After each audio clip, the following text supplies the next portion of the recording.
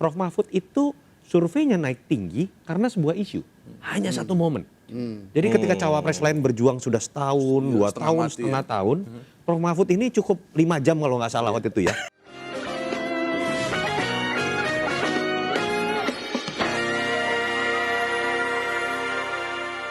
Pak Yati sudah sekarang ke Prof Mahfud.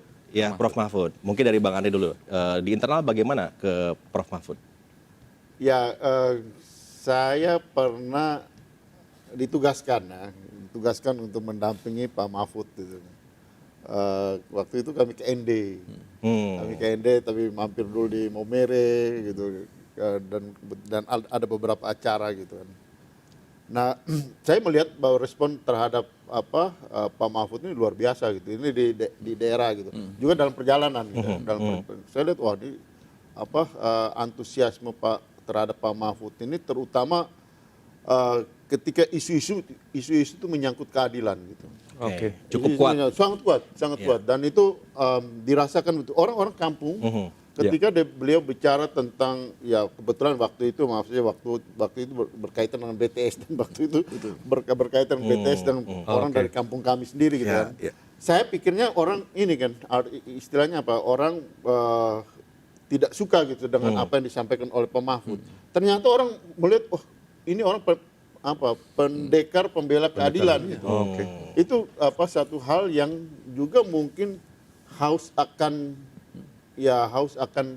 nilai-nilai di situ.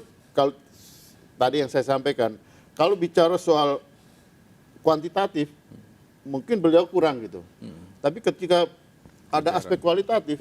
Ada modal buat Pak Mahfud ini masuk di dalam. Tapi secara elektabilitas itu gimana komplementerinya Mas Toto? Karena kan kalau bicara mewakili NU ini kan ada Gus Imin udah kepecah. Mungkin juga ada, saya nggak tahu nih Bu Khofifah kemarin juga itu kepecah lagi gitu.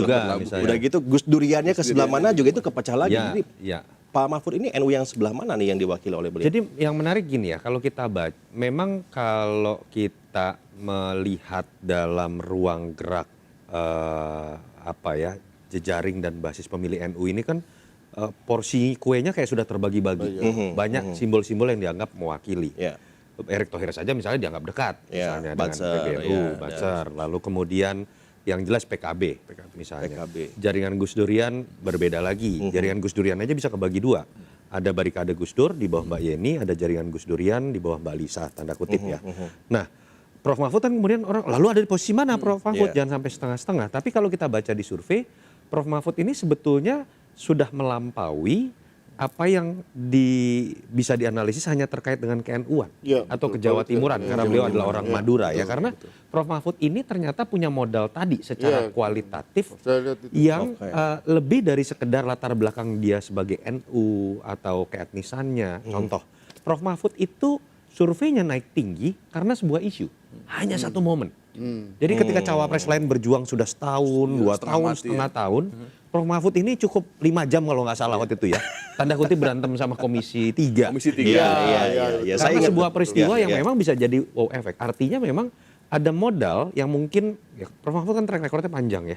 Tapi mungkin sebagian sudah agak lupa, ketika muncul kembali itu surveinya elektabilitasnya langsung naik berkali-kali lipat. Jadi di luar variabel ke-NU-an, lalu kemudian Jawa Timur, tapi Prof Mahfud punya modal yang melampaui, yang tokoh NU lain, entah itu Caimin atau Mbak Yeni atau misalnya yang lain. Jadi sudah beyond ya. Betul. Nah tinggal pertanyaannya kan adalah kalau betul tadi ya cawapres dari kedua lawan Mas Ganjar, dalam konteks ini Caimin hampir pasti. Nama Ibu Khofifah belakangan mulai hidup kembali di lirik Pak Prabowo katanya. Pertanyaannya adalah formula yang tepat buat Mas Ganjar, apakah ikut rebutan di ceruk yang sama diperebutkan, atau jangan-jangan Mas Ganjar harus masuk ke ceruk lain. Nah itu yang menurut saya bisa jadi kekuatan ataupun kekurangan juga dari Prof Mahfud. Kang Tama ada komentar? Ya, kalau saya justru melihat ya, karena kan juga hampir sebagian besar kegiatan saya bersinggungan dengan dunia hukum. Yang kemudian tadi Pak Andreas bilang pendekar hukum, pendekar segala macam, ya saya rasa itu ada pada label itu hari ini, itu ada pada Prof Mahfud. dia itu sering juga menjadi pemecah kebuntuan isu-isu hukum yang sedang terjadi. Ada problem stuck di mana dia dobrak dan kemudian itu muncul di ruang publik. Mulai Twitter dan lain-lain di sosial media itu selalu penuh dengan Prof Mahfud ya. Yang tadi disampaikan pertikaian atau perdebatan dengan Komisi 3 itu membuat hampir setiap sosial media saya itu Prof Mahfud semua yang sedang membantah itu. Dan poin lainnya juga bagi teman-teman mungkin aktivis ya, itu juga ada banyak yang memang juga secara perkara sedang menghadapi isu hukum, dia banyak terbantu oleh Prof Mahfud. Betul. Jadi memang dia punya nilai sendiri. Jadi aspek kualitatifnya Secara Prof kualitatif, Mahfud saya itu setuju lebih sekali, tinggi dia lah ya punya dari nilai kuantitatifnya. Oke. Sekarang Pak Andika. Nih, Pak Andika ini udah jadi Wakatum TPN. Ya. Mantan Panglima TNI, gitu. Secara hitung-hitungan politik, Mas Toto, ini sebetulnya komplementari nggak untuk seorang Ganjar Pranowo sekarang ini? Memang secara kuantitatif surveinya katakanlah paling rendah ya. Karena tingkat pengenalan terhadap Pak Andika dibanding nama-nama lain tadi lebih rendah. Karena beliau tidak pernah masuk dalam gelanggang politik seperti nama-nama yang lain tadi. Tapi dalam konteks narasi bisa menjadi menarik. Pertama kalau problem tingkat pengenalan, siapapun yang kemudian resmi ditetapkan oleh KPU sebagai cawapres, itu paling tidak 70% akan tingkat pengenalan bisa didapatkan gitu ya. Jadi secara otomatis elektabilitas juga akan terdongkrak naik. Dalam konteks narasi ini juga menarik. Misal ya, dalam konteks narasi wakilnya Mas Ganjar Jenderal bintang 4 loh. Bukan sekedar bintang 3 seperti lawannya Mas Ganjar yang kebetulan juga selesai karir militernya karena dipecat. Betul. Dalam konteks misalnya berbicara latar belakang militernya pun saya sih tidak pernah mendengar ya Mas Andika dengan berbagai macam gosip misalnya terkait dengan karakter dan temperamental dan lain-lain gitu ya, dan cukup clean lah. Betul, dan ketika bicara mengenai bergabungnya sosok militer dan sipil, itu narasi besar yang menarik buat rakyat kebanyakan gitu.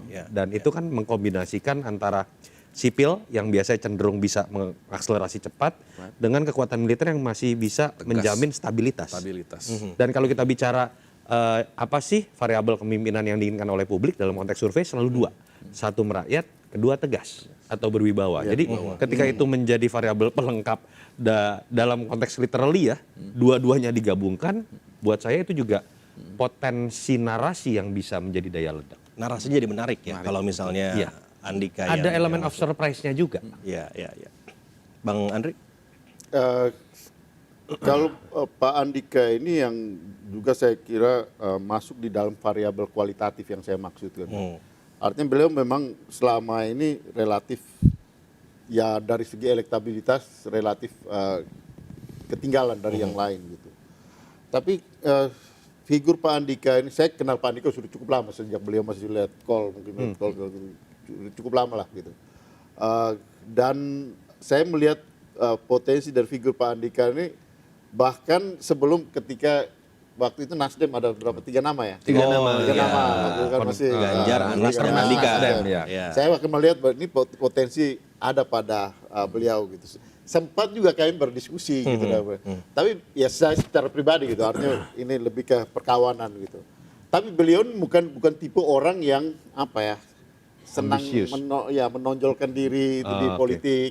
Saya melihat dia sebagai seorang militer profesional ketika dia menjadi panglima gitu dan baru setelah dia selesai pun itu pun dia tidak menonjolkan diri, tidak mau menonjolkan diri, tidak menunjukkan kesan ambisius gitu.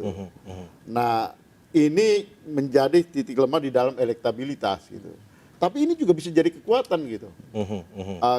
Karena pernah juga Ibu Mega atau Ibu Puan yang bilang bahwa Mas Hasto ya dalam senyap gitu kan calonnya itu. Yang tidak terlalu punya ambisi kalau nggak salah bahasanya gitu di media.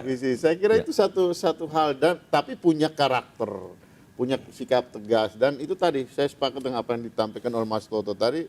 Ini akan menjadi faktor komplementari dengan posisi sebagai seorang jenderal full bintang 4 yang punya karakter, punya sikap. Dan di lapangan, saya beberapa kali, 2-3 kali lah terakhir akhir-akhir ini menemani beliau gitu. Artinya terakhir ke Bali kemarin. Saya lihat di lapangan ketika beliau muncul di lapangan, Itu respon publik, oh Pak Andika. Jadi sebenarnya ini barang ini kalau dilepas ke apa ya, lepas ke jalan cepat juga ini. Iya, Tinggal deklarasi aja bisa langsung. Bisa Ya, cepat ya, ini. ya. Ya, secara narasi yang menarik ya, Kang Tama ya. Iya, saya rasa memang menarik ya kalau kita lihat dari pijakan dasar dari programnya Mas Ganjar yang sering dibicarakan itu ada pelipat gandaan anggaran, digitalisasi pemerintahan, dan nomor 3 itu kan pemberantasan korupsi. Jadi saya rasa nilainya dengan Prof. Mahfud itu nggak jauh beda. Dua-duanya punya sisi ketegasan, kemudian keberpihakan pada isu hukum. Dengan Mas Andika sendiri, itu saya beberapa kali juga interaksi waktu di LPSK. Ada kadang-kadang korban atau pelaku itu yang dari TNI. Nah itu saya tidak melihat dia sebagai seorang militer yang kaku, tapi justru sangat luas. Pak Andika, ini seperti apa ini korbannya? Oh itu korbannya ya Mas Tama. Saya boleh ke situ nggak? Saya boleh lihat nggak ini korban seperti apa? Jadi saya ngeliat dia udah kayak bukan TNI yang menakutkan ya, bukan Image-nya sudah beda. image-nya dia boleh jadi punya, menurut saya ya, udah punya sense politik juga mungkin ya. Dia bisa bergaul dengan masyarakat dengan sangat baik. Kemudian hal-hal TNI yang kemudian kalau kita ada perkara di POM, kita buat surat, itu pasti kan lebih ketat atau tegas seperti apa ya. Tapi kalau dengan Pak Andika dia buat surat, dia bantu dan banyak sekali yang terbantu. Jadi saya rasa secara figur pun sebetulnya dia pas. Kalau dilepas mungkin juga dia bisa melonjak namanya. Tapi memang lagi-lagi tadi secara survei saya nggak tahu seperti apa. Mas Toto yang lebih paham ya soal bagaimana secara survei. Kemudian secara integritas, kemudian kita bicara juga soal rekam jejak, saya rasa nggak ada hal serius yang pernah dia lewati kira-kira begitu. Ini 5 nama sudah kita bahas, rekaman ini tinggal kita kasihkan kepada para ketua parpol dan Mas Ganjar ya. Masing-masing sudah kita. Moga-moga ini jadi referensi buat mereka. Jadi kita kasihin. Terima kasih Bapak-bapak. Bang Andre, terima kasih. Mas Toto, makasih. Kang Tama, terima kasih. Dan juga untuk pemirsa yang paling penting adalah bahwa obrolan hari ini bisa menjadi kurang lebih referensi bagi Anda untuk melihat, menganalisa dengan cara Anda sendiri siapa yang paling pas, terbaik sebagai cawapres untuk Ganjar Pranowo. Demikian Konspirasi Prabu hari ini. Saya Prabu Revolusi pamit. Terima kasih. Sampai jumpa.